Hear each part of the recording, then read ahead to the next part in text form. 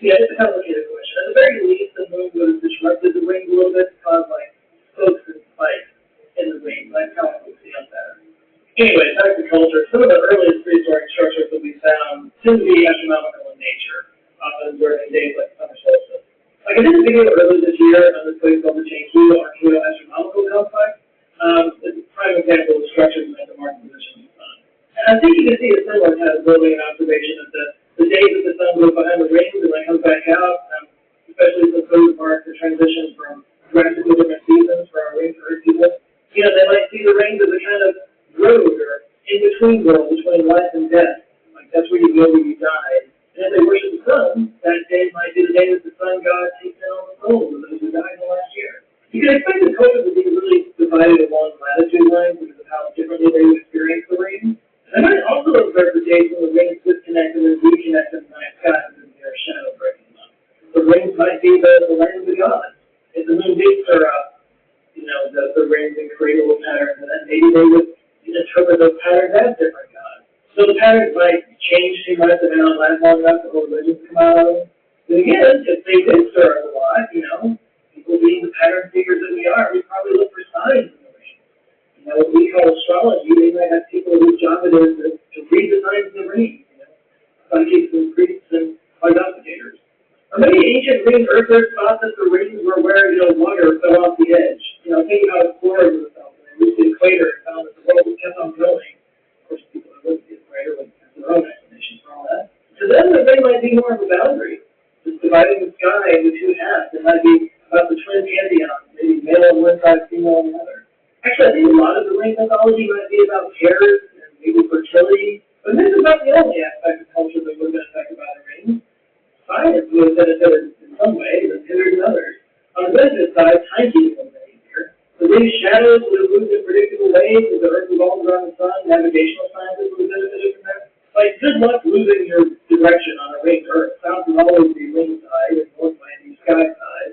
Everywhere in the northern hemisphere, vice versa. In the southern hemisphere, of course. Astronomy would be both hindered and helped by the ring. On one hand, obviously, it would block large parts of the sky. The brightness of the summer months would make astronomical observations really difficult. But on the other hand, some think that having rings would create an earlier understanding of the nature of gravity in the solar system, maybe even aided with determining the distances to the stars. We might have been a spacefaring civilization 1,000 years ago. Or maybe not. In fact, we might not ever be able to leave a ringed Earth. Everything gets kind of hard when there's, you know, rings there. I read that most of the satellites that we currently orbit are between 500 and 2,000 kilometers, so we can definitely get a lot of payload up there in the area below the ring. Geostationary orbit would be like twice as far out as our ring, so they'd be safe. And there's actually plenty of medium Earth orbit or India would easily clear the ring.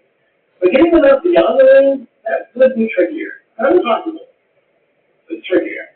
I'm listening to this. A lot of astronauts talk about how they go up to space because they love space and whatnot, but once they get up there, they look up and all they see is blackness and emptiness, and then they find themselves staring down at Earth the whole time.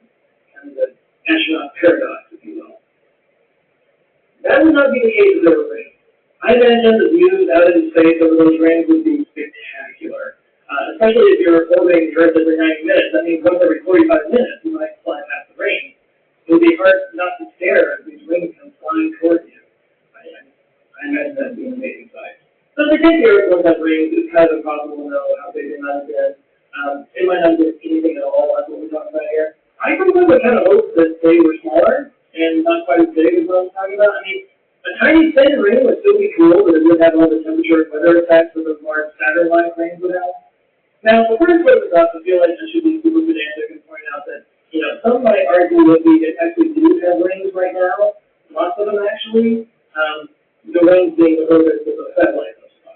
Because there are certain orbital corridors that satellites didn't follow, especially in geostationary satellites. As you can see, things get pretty chaotic around low Earth orbit, but in higher Earth orbits, they tend to form rings. Some go in different directions than the equatorial rings that we imagine, but the geostationary orbit, I mean, if that's not a ring, I don't know what it is. Now, obviously, some of these rings are things we don't really want. Space junk is a problem. Most of them are low enough to come down eventually, like I said, under the 1,000-kilometer level. Atmospheric gravity pull it down, but it is so fun.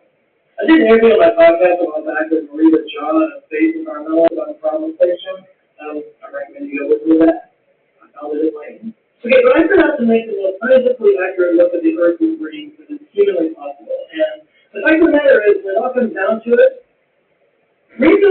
physical time around Earth. So we mentioned my email exchange earlier with the area ones already, getting that concern about what the moon's effect on the rings would be. Well, there's another effect that could also be a problem. The Earth itself. Because unlike the gas giants that all have these big beautiful rings, the Earth is not perfectly round, and the distribution of the mass in the Earth isn't perfect either, as this gravitational mass and mass great satellite shows. So it's possible that all these gravitational aberrations on Earth might, stir up the rings even more than the moon, which again could create spikes and slopes in the rings at the least, and at the most it might destabilize the thing entirely. So perhaps in the end, after all of this, the most scientifically accurate view of the ring Earth is an Earth without rings. And actually, that's okay. Because those same Earth conditions that made not these beautiful rings were the conditions that made life on Earth possible. And life's pretty great too. So this is for a plan to both have life and rings. That's just too much of a good thing. Like subscriptions are a good thing. Like having access to a service, having food delivered to your door, medicine that helps you to live better, that's a good thing. But if you have too many, it adds up. And that's too much of a good thing. Like, I recently found out that I'm actually paying twice for HBO Max. I signed up accidentally through two different services. I don't know, but I barely even watch it. And I would not have known that if it wasn't for today's sponsor, Rocket Money. This is a service that can rocket your money beyond the dream. That's horribly. Rocket Money is an all-in-one platform that helps you keep more of your money. And it does this a few ways. One, it keeps track of all those subscriptions. It's actually kind of scary when you realize how many things in your life just kind of take money out of your bank account every month. I bet at least 80% of you are paying a subscription on something every month and you don't even know it. But Rocket Money will go ahead and find all your subscriptions, and then it keeps track of them so you can choose the ones that you want, get rid of the ones you don't. Two, it helps you keep track of your spending in an easy and intuitive way. So you don't have to dig through all the spreadsheets and tables. It just shows you spent this much on coffee this month and this much on eating out, because you can't change the real measure. And three, you'll put that money in a automatically put it in the savings where it can grow and give you a nice little cushion. You can have a little cushion. They do another thing too. It can keep track of your credit, let you know when that takes a hit. It can help you set budget, and basically just give you a tool to put all your financial entanglements together so you can make money. A lot of people feel like they're not really good with money, but the problem is they're really just, they don't have good information. Even the best general got to know where all the truths are about it once you win battle for your wallet. Over 5 million people are using Rocket Money to help them spend less and save more, and in the spirit of spending less, you can get started for free when you go to rocketmoney.com/Joecast. So it doesn't cost you anything. I'll show you what you can save. If you want to open up more premium features, there's a premium version too. I think you'll find it things for yourself. So don't even try it at rocketmoney.com/Joecast. Link down in the description. Give us a link. Check it out. All right, big thanks to the amplifiers on Patreon and the channel members who are helping support this channel. We get the line around here, forming an awesome community.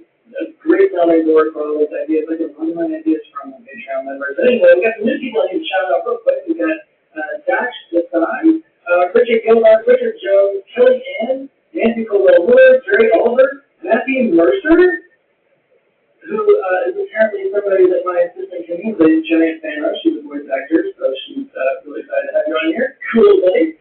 Marco Curran, Anna Pesco, and Darth TP. Thank you guys so much. If you would like to join them, get early access to videos, apparently, just go to patreon.com/AndyShow. Please do like and share this video if you liked it, and if this is your first time here, put a video right here you can go check out. And if you like that one, or any of the others that have my face and thumbnails and stuff, I do invite you to subscribe. I come back to videos every Monday. Thank you for watching. You guys go out there and have a nice opening rest of the week. Stay safe, avoid those rings, and I'll see you next Monday. Love you guys. Take care.